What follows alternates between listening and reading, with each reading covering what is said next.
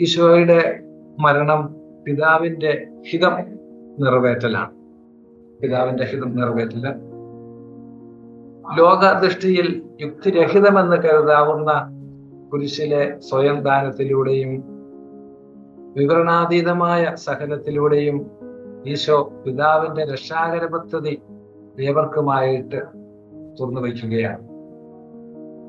ഈശോയെല്ലാം സഹിച്ച് മനുഷ്യരാശിയെ നയിക്കണമെന്നത് പിതാവിന്റെ പദ്ധതിയുടെ ഒഴിവാക്കാനാവാത്ത ഘടകമായിരുന്നു. ലോകദൃഷ്ടിയിൽ മൗഢ്യമായിരുന്നതിനെ രക്ഷയുടെ വലിയ രഹസ്യമാക്കി അവിടുന്ന് മാറ്റി.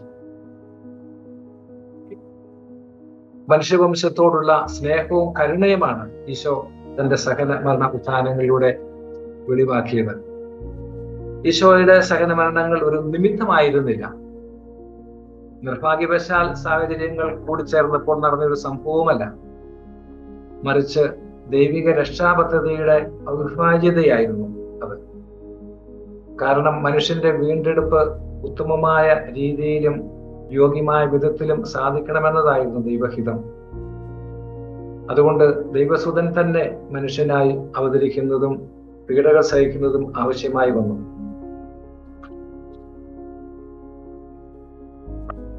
ഈശോ നമുക്ക് വേണ്ടി മരിച്ചു. പിതാവിന്റെ ഹിതം നിറവേറ്റി നമ്മൾ കണ്ടു. ഈശോ നമുക്ക് വേണ്ടി മരിക്കുന്നു.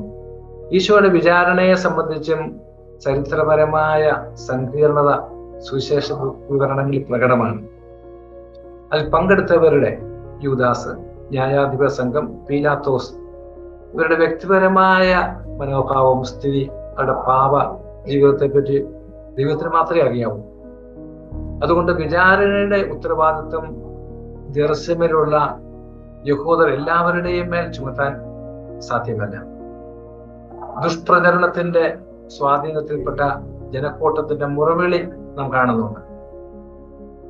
ജെറുസലേമിലെ യഹൂദരുടെയും അവരുടെ നേതാക്കളുടെയും അജ്ഞത ഇവിടെ നമ്മൾ മനസ്സിലാക്കണം. ഈശോ തന്നെ കുരിശിൽ വെച്ച് അവരോട് ക്ഷമിക്കുന്നത് നമ്മൾ കാണുന്നുണ്ട്. അവിടത്തേക്ക് ശേഷം പത്രോസും അതേ മാതൃക പിന്തുടരുന്നുണ്ടല്ലോ. അവന്റെ രക്തം ഞങ്ങളുടെ മേലും ഞങ്ങളുടെ സന്തതികളുടെ മേലും ആയിരിക്കട്ടെ എന്ന് വിധിയെ ശരിവെച്ചുകൊണ്ട് ജനക്കൂട്ടം ഉയർത്തിയ ഈ മുറവിളിയെ മാത്രം അടിസ്ഥാനപ്പെടുത്തി വിവിധ കാലങ്ങളിലും വിവിധ സ്ഥലങ്ങളിലുമുള്ള മറ്റു യഹൂദരിലേക്ക് ഈ ഉത്തരവാദിത്വം വ്യാപിപ്പിച്ച് ചിന്തിക്കുന്നതിൽ ന്യായമില്ല. രണ്ടാം വത്തിക്കാൻ സൂര്യദോസിൽ സഭ പ്രഖ്യാപിക്കുന്നു,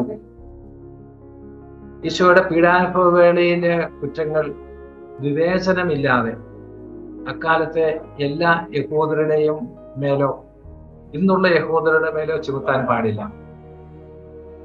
യഹൂദർ പരിത്യക്തരോ ശപിക്കപ്പെട്ടവരോ ആണെന്ന് വിശുദ്ധ ലിഖിതങ്ങൾ സാക്ഷ്യപ്പെടുത്തുന്നതായി പറയാനും പാടില്ല.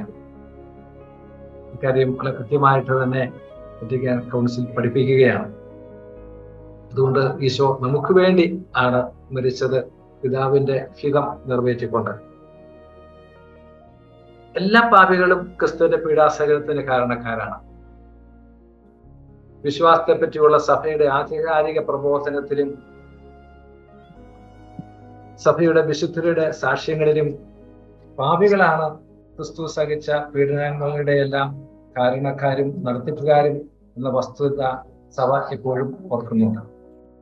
നമ്മുടെ പാപങ്ങൾ ക്രിസ്തുവിനെ തന്നെ ബാധിക്കുന്നു എന്ന വസ്തുത പരിഗണിച്ച് അവിടുന്ന് അനുഭവിച്ച പീഡനങ്ങളുടെ ഏറ്റവും ഗൗരവാവഹമായ ഉത്തരവാദിത്വം ക്രിസ്ത്യാനികളുടെ മേൽ ചുമത്തുന്നതിൽ സഭ ഒട്ടും ശങ്കിക്കുന്നില്ല. ഈ ഉത്തരവാദിത്വം മിക്കപ്പോഴും യഹൂദരുടെ മേൽ മാത്രം നമ്മൾ ചുമത്തി പറയുന്ന അവസരങ്ങളുണ്ട്. പക്ഷെ അത് ശരിയല്ല എന്നത് തന്നെ കൗൺസിൽ പഠിപ്പിക്കുകയാണ്. ഈശോ കുരിശിൽ തന്റെ ബലി പൂർത്തിയാക്കുകയാണ്. ക്രിസ്തുവിന്റെ ബലിക്ക് വീണ്ടെടുപ്പ്, റിഡംഷൻ, പരിഹാരം, പ്രിപ്പറേഷൻ, പ്രായശ്ചിത്തം, അറ്റോൺമെന്റ് അല്ലെങ്കിൽ കടം തീർക്കൽ, സാറ്റിസ്ഫാക്ഷൻ എന്നീ മൂല്യങ്ങളെല്ലാം ഉണ്ട്.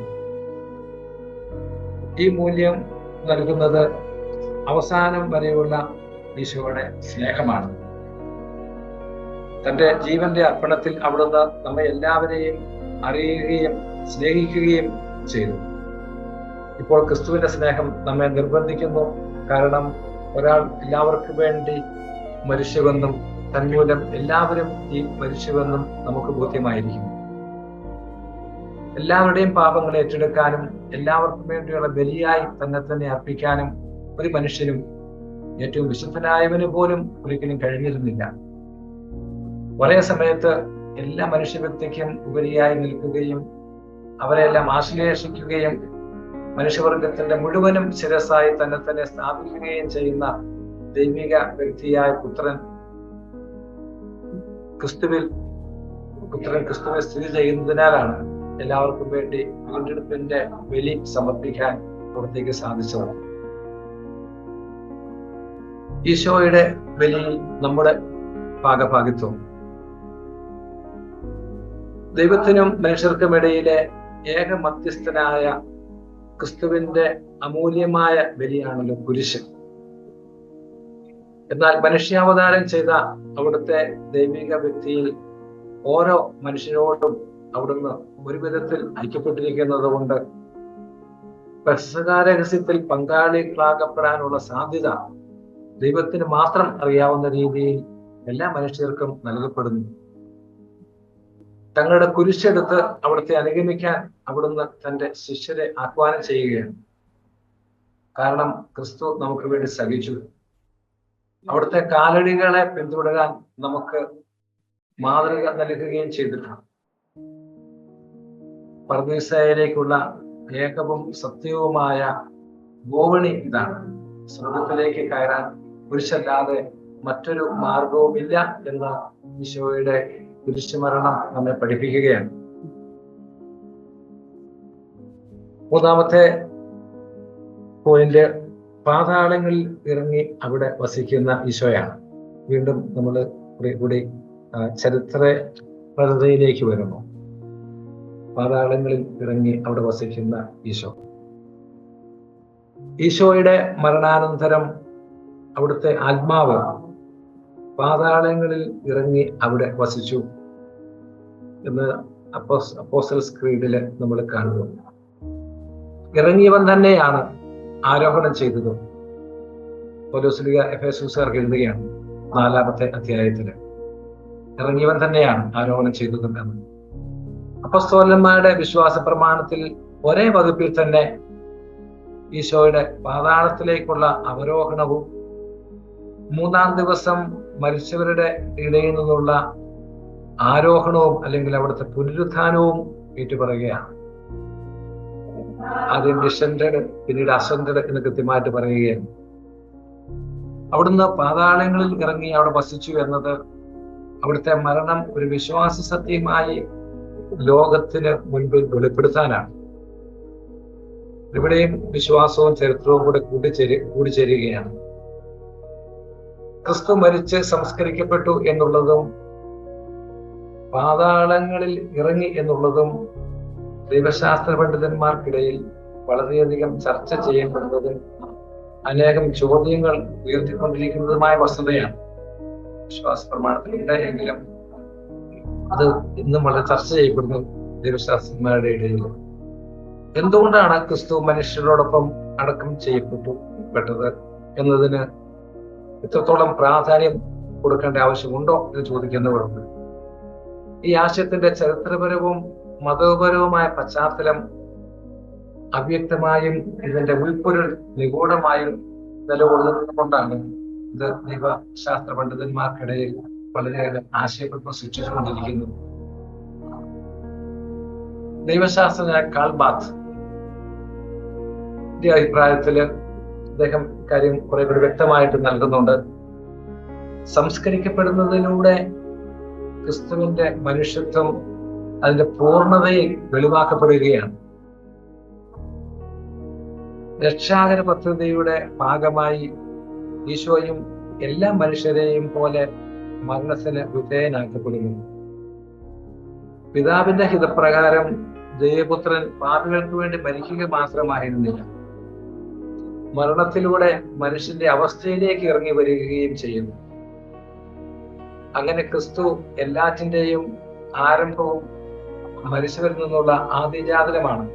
കൊളോസ്യർക്കുള്ള ലേഖനത്തിലെ പൗലോസിലെ കൃത്യമായിട്ട് പറയുകയാണ്, ക്രിസ്തു എല്ലാത്തിന്റെയും ആരംഭവും മരിച്ചവരിൽ നിന്നുള്ള ആദിജാതനമാണ്. ഇങ്ങനെ എല്ലാ കാര്യങ്ങളിലും അവൻ പ്രഥമസ്ഥാനീയനായി. എന്തെന്നാൽ അവന്റെ സർവസമ്പൂർണതയും വികസിക്കണമെന്ന് ദൈവം തിരുമനസ്സായി. പൗലോസിന്റെ ദൈവശാസ്ത്രം ഇവിടെ കൃത്യമായിട്ട് കാണാൻ സാധിക്കും. പൗലോസ്യർക്ക് എഴുതുന്ന ലേഖനത്തില് ഈശോ മരിച്ചവരിൽ നിന്ന് ഉയർപ്പിക്കപ്പെട്ടു എന്ന് പുതിയ നിയമം കൂടെ കൂടെ പ്രസ്താവിക്കുമ്പോൾ അവിടുന്ന് തന്റെ പുനരുത്ഥാനത്തിന് മുൻപ് മൃതരുടെ വാസസ്ഥലത്ത് വസിച്ചു എന്ന കാര്യം മുൻകൂട്ടി സങ്കല്പിക്കുകയാണ്. മിശിഹ പാതാളത്തിലേക്ക് ഇറങ്ങി എന്നതിനെ സംബന്ധിച്ച് അപ്പസ്തോലിക പ്രഘോഷണത്തിൽ നൽകിയിരുന്ന ഒന്നാമത്തെ അർത്ഥം ഇതായിരുന്നു: മൃതരുടെ വാസസ്ഥലത്ത് ഈശോ വസിച്ചു എന്നുള്ള കാര്യം. ഈശോ എല്ലാ മനുഷ്യരെയും പോലെ മരണം അറിയുകയും മൃതരുടെ വാസസ്ഥലത്തുള്ളവരുമായി തന്റെ ആത്മാവിൽ ഒന്നുചേരുകയും ചെയ്തു. ജ്ഞാനസ്നാനത്തിൽ നാം അവിടുത്തെ മരണത്തോട് ഐക്യപ്പെടുന്നു, അല്ലെങ്കിൽ അവിടുത്തെ കല്ലറയില് നാമും സംസ്കരിക്കപ്പെടുകയാണ്. ഈശോ കല്ലറയിൽ അടക്കം ചെയ്യപ്പെട്ടു എന്ന് പറയുമ്പോൾ അതിന്റെ അർത്ഥം പൂർത്തീകരിക്കപ്പെടുന്നത് ജ്ഞാനസ്നാനത്തിലൂടെയാണ്. ജ്ഞാനസ്നാനത്തിലൂടെ നാം അവന്റെ പെസഹാരഹസ്യത്തിൽ പങ്കാളികളായി മാറുന്നു. ഓരോ ക്രിസ്ത്യാനിയും ക്രിസ്തുവിനോടൊപ്പം കല്ലറയിൽ അടക്കം ചെയ്യപ്പെടുകയാണ്. അതായത് ക്രിസ്തുവിനോടൊപ്പം ഓരോരുത്തരും പുതിയ സൃഷ്ടികളായി ഉയർത്തെഴുന്നേൽക്കുന്നതിന് വേണ്ടി പാപത്തിന്റെ കല്ലറയിൽ അടക്കം ചെയ്യപ്പെടുകയാണ്. പൗലോസിന്റെ ദൈവശാസ്ത്രമാണ്. അങ്ങനെ അവന്റെ മരണത്തോട് നമ്മെ ഐക്യപ്പെടുത്തിയ ജ്ഞാനസ്നാനത്താൽ നാം അവനോടൊത്ത് സംസ്കരിക്കപ്പെട്ടിരിക്കുന്നു. ക്രിസ്തു മരിച്ചതിന് ശേഷം പിതാവിന്റെ മഹത്വത്തിൽ ഉയർത്തെഴുന്നേറ്റതുപോലെ നാമും പുതിയ ജീവിതം നയിക്കേണ്ടതിനാണ് അവനോടൊത്ത് സംസ്കരിക്കപ്പെട്ടത്. റോമാക്കാർക്കുള്ള ലേഖനത്തിൽ പൗലോസ് കൃത്യമായിട്ട് പറയുകയാണ്, അവന്റെ മരണത്തിന് സാദൃശ്യമായ ഒരു മരണത്തിൽ നാമും അവനോട് ഐക്യപ്പെട്ടവരായെങ്കിൽ അവന്റെ പുനരുത്ഥാനത്തിന് സാദൃശ്യമായ ഒരു പുനരുത്ഥാനത്തിലും അവനോട് ഐക്യപ്പെട്ടവരായിരിക്കും. നമ്മെ ഈശോയോട് ഐക്യപ്പെടുത്തുകയാണ് ജ്ഞാനസ്നാനത്തില്. ഈശോയോട് മരണത്തില് നാം ഐക്യപ്പെടുന്നു. അവിടത്തോടുകൂടെ കല്ലറയിൽ നാം അടക്കം ചെയ്യപ്പെടുകയാണ്. അവിടത്തോടുകൂടി നാം ഉയർപ്പിക്കപ്പെടുകയുമാണ്. കാര്യം മിസ്റ്റർ ജോൺ ഡമഷീൻ കുറെ കൂടി വ്യക്തമായിട്ട് പറയുകയാണ്. ദൈവശാസ്ത്ര സമ്പുഷ്ടമാണ് അദ്ദേഹത്തിന്റെ വാക്യങ്ങള്. അദ്ദേഹം ഈശോയെ കുറിച്ച് പറയുന്നത് ഇപ്രകാരമാണ്: ഈശോയുടെ മരണത്തിലൂടെ അവന്റെ ആത്മാവ് ശരീരത്തിൽ നിന്നും വേർപെട്ടെങ്കിലും അവന്റെ ഏക വ്യക്തിത്വത്തിന് ഒരിക്കലും മാറ്റം വന്നിട്ടില്ല. ശരീരം ആത്മാവിൽ നിന്ന് വേർപെട്ടെങ്കിലും വ്യക്തിത്വത്തിന് കുറവ് വന്നിട്ടില്ല, ഏക വ്യക്തിത്വത്തിന്. ഈ ലോക ജീവിതത്തിന്റെ ആരംഭത്തിൽ ഉണ്ടായിരുന്നത് പോലെ ക്രിസ്തുവിന്റെ ആത്മാവും ശരീരവും വീണ്ടും ഒന്നായി നിലകൊണ്ടു. മരണത്തിലൂടെ അവ വേർപെട്ടുവെങ്കിലും വചനമാകുന്ന വ്യക്തിയിൽ അവ ഒന്നിച്ച് നിലകൊണ്ടു. എന്നാൽ എല്ലാ മനുഷ്യരുടെയും പോലെ ക്രിസ്തുവിന്റെ ശരീരം അഴുകലിന് വിധേയമായില്ല. കാരണം മരണത്തിന് അവന്റെ മേൽ ആധിപത്യം സ്ഥാപിക്കുവാൻ കഴിയുമായിരുന്നില്ല. ജോൺ ഡമഷീന്റെ ഈ വാക്കുകള് വളരെ ദൈവശാസ്ത്ര സമ്പുഷ്ടമാണ്. അതേസമയം ഈശോയുടെ ആ മരണത്തിന്റെ പ്രത്യേകതയും നമുക്ക് അതിനകത്തുള്ള ഭാഗഭാഗിത്വവും കാണിക്കുകയാണ്. ഇനി മരിച്ചവരുടെ വാസസ്ഥലത്തെ കുറിച്ച് ഇവിടെ നമ്മുടെ അവസാനത്തെ പോയിന്റ് ആയിട്ട് ഞാൻ പറയുകയാണ്. ഒരു 15, 12, 13 മിനിറ്റുണ്ട്. മരിച്ചവരുടെ വാസസ്ഥലം. മരിച്ചവരുടെ വാസസ്ഥലത്തെ പറ്റി പഴയ നിയമവും പുതിയ നിയമവും നിയതമായ സിദ്ധാന്തങ്ങൾ നൽകുന്നില്ല. മരിച്ചവരുടെ വാസസ്ഥലത്തെ സൂചിപ്പിക്കാൻ ബൈബിളിൽ പല പദങ്ങൾ ഉപയോഗിക്കുന്നുണ്ട്. ഓരോന്നിനും അതിൻ്റെതായ ചരിത്ര പശ്ചാത്തലവും അർത്ഥവുമുണ്ട്.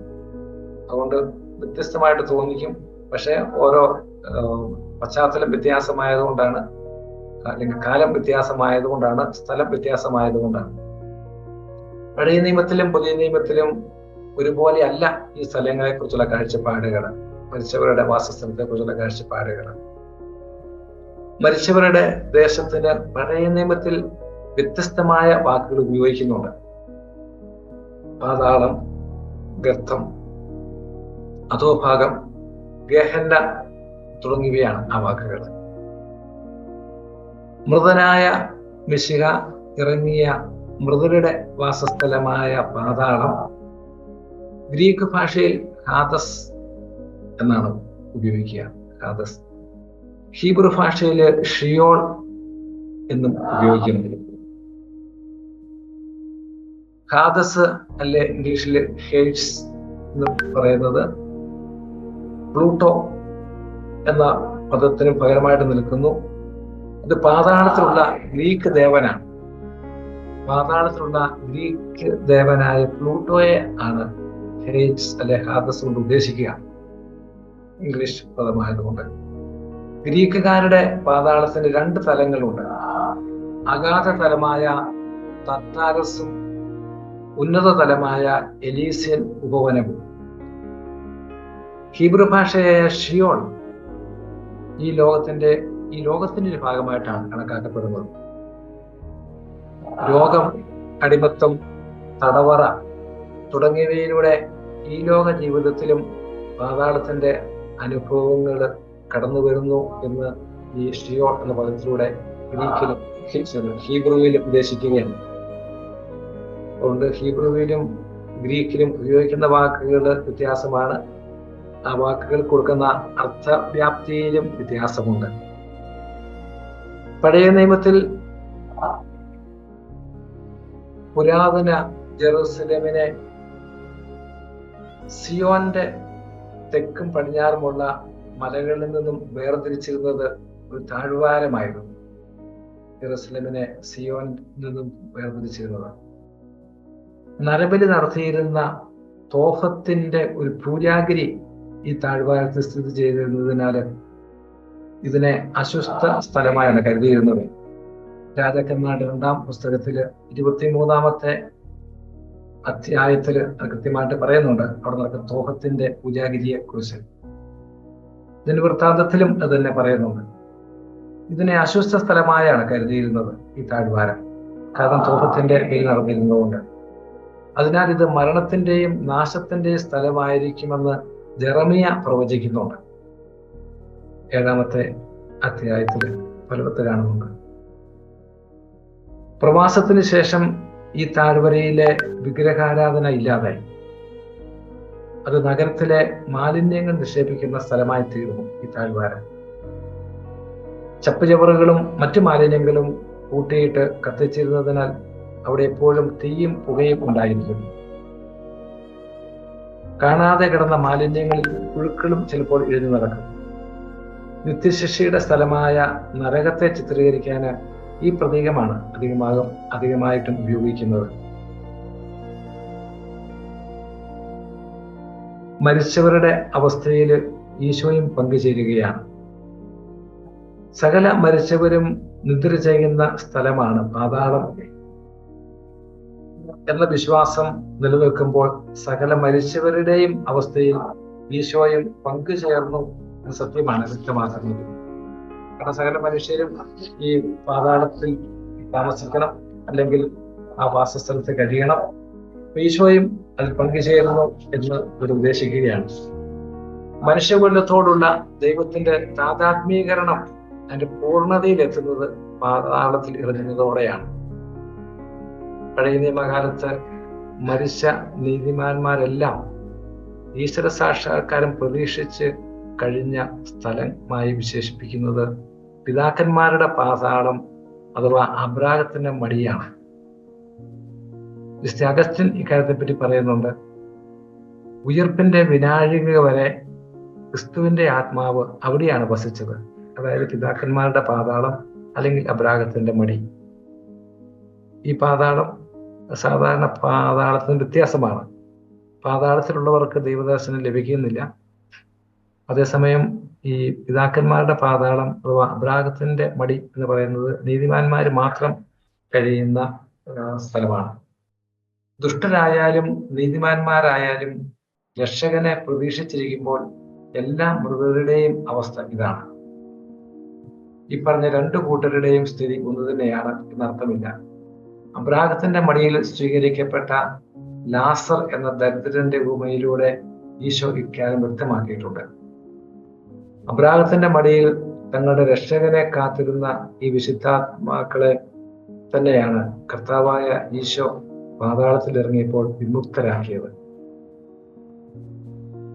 ശപിക്കപ്പെട്ടവരെ മോചിക്കാനോ ശാപസ്ഥലമായ പാതാളത്തെ നശിപ്പിക്കാനോ അല്ല, പിന്നെയോ തന്റെ മുൻപേ പോയ നീതിമാന്മാരെ വിമുക്തരാക്കാനാണ് അവിടുന്ന് പാതാളത്തിലേക്ക് ഇറങ്ങിയത്. മരിച്ചവരോട് പോലും സുവിശേഷം പ്രഘോഷിക്കപ്പെട്ടു.